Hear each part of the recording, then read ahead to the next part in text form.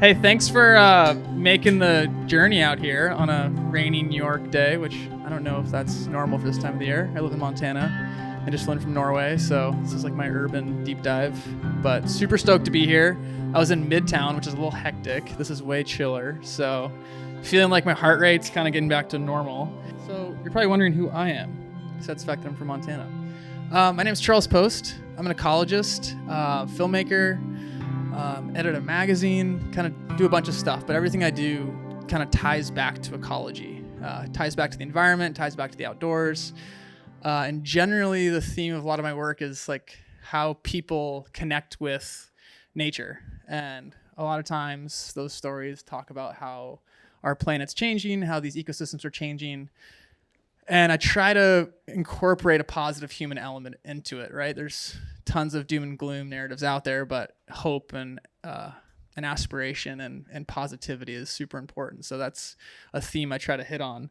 But yeah, so this is a really cool event that I'm really stoked to be a part of. The theme is Leave It Better, which is has a lot of meaning to it. I'm sure we can all kind of deduce our own definition, but there's a lot there. But I'll start with Hipcamp. Like, how did I get involved with Hipcamp? It actually goes back to high school. So I finished high school in 2006, so I'm 31. The other day I lied to somebody and said I was 24. I don't know why. My wife was like looking at me cross-eyed saying, "You just lied to that stranger." And I don't know why I said 24, but I'm 31. So in 2006, 2006, I finished high school with a gal named Alyssa Ravasio, and she is the CEO and founder of Hipcamp. And it actually boils down to a surf trip I took with this nerd over here in the corner, Cole Barish with the blue hat on. He and I grew up together, and we were surfing in Puerto Rico, and we were coming in on this point break, and I see this girl like kind of in the whitewash. And I thought I recognized her, and I paddled over, and it's Alyssa Ravasio, the water polo player from Redwood High School where I went. And I was like, "What are you doing over here in Puerto Rico on the North Shore surfing?" And she came in, and we ended up hanging out, catching up. And she's like, "Yeah, I'm starting this company called Hipcamp." I was like, "Wow, that's amazing." And at the time, her kind of the impetus, the interest really came about with recreation.gov. How many of you guys have had tons of trouble on recreation.gov trying to find campsites or just navigate that whole situation?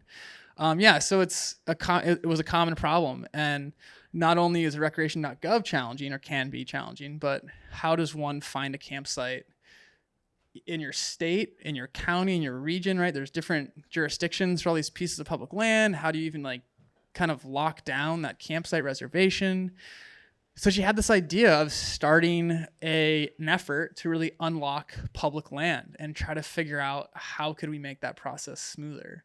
So she did a bunch of work and figured out that there was basically a time period when the government was going to revisit that arrangement with recreation.gov and say, should this one entity have the right to kind of hold the keys to all this access, or should we maybe make that more of open source and create some equality and equity there? So that was really what started her drive with Hipcamp, was to try to figure out how to make the outdoors more equitable and to create opportunities for people to get outside and experience nature, right? Because it was kind of unfortunate that you had this like digital barrier preventing so many people from getting outside and spending the night and having a good experience. So fast forward a few years, Hipcamp is growing, and really the new North Star became this idea of unlocking private land and creating a portal for the public, for people like us, to go and camp on private land.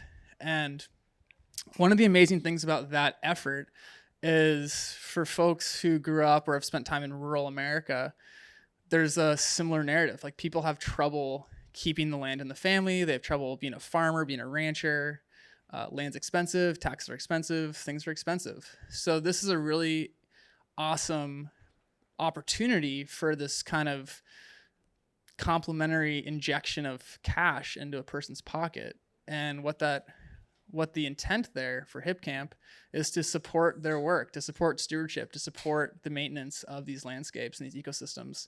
And also, in turn, giving people like us a chance to connect with these places. Like, you get to go on somebody's farm and see how it works and experience this place you've probably driven by or kind of wondered what it'd be like to explore. So yeah, it's this really kind of this amazing way to unlock a huge part of America, right? There's so much private land out there. And Hipcamp, raise a hand. How many people have been on Hipcamp, have used Hipcamp?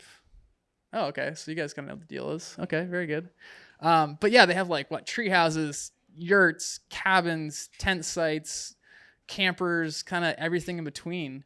So it's this really awesome opportunity to have a kind of unique outdoor experience. And Hipcamp exists in the Northeast. It exists up into the Hudson River Valley and the Adirondacks and into New England. It's growing. New properties are being added every day. I've had the opportunity to stay at a bunch of Hipcamps. There's probably some hosts here, perhaps. Are there any hosts in the room? Maybe. Oh, well, here we go. So you guys can pick her brain and figure out where her property is.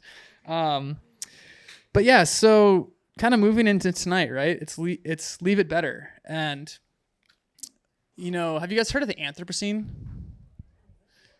So there's like the Triassic period, right? Like all these like epochs in Earth's history. So people right now are calling this period in Earth's history the Anthropocene. And that's kind of defined by like the era of humanity. Sadly, in the fossil record, if you look at our fossil record, it's going to be defined. This is totally serious. You can look this up by chicken bones, because there's so many chicken bones that's going to be the most prominent composition in the fossil record. There's like the trilobite period.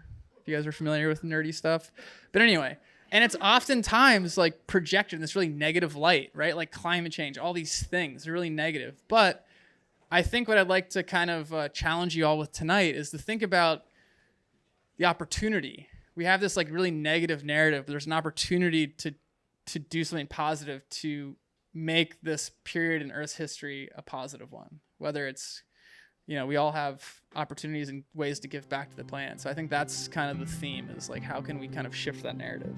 Yeah, check out Hipcamp. There's a bunch of information there at the table in the back right. I think Sophia and Cole and Pete might be hanging around for a few minutes, but yeah, thanks so much for coming, and aloha.